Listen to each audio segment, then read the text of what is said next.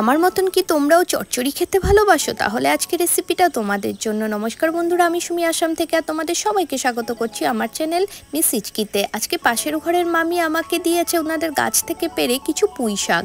উনি আবার ছুলে কেটেও দিয়েছে। আজকে আমি রাঁধছি না, আজকে মা রান্না করছে, আমি শুধু ভয়েস ওভারটা দিচ্ছি। যখন পুঁই শাকটা কাটা হয়ে গেছে মাকে বললাম পুঁই চচ্চড়িটা তাড়াতাড়ি করে বানিয়ে দাও।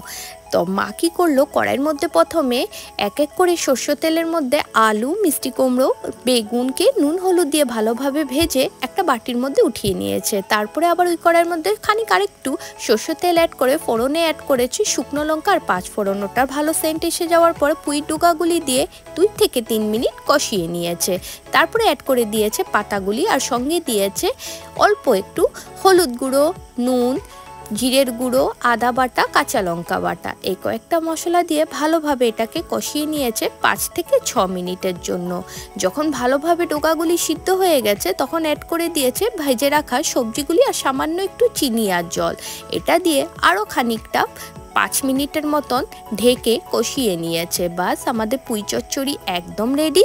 তোমরা চাইলে এইভাবেও বানাতে পারো, খেতে না দারুণ স্বাদ হয়। যদি ভালো লেগে থাকে চ্যানেলকে কিন্তু সাবস্ক্রাইব করো।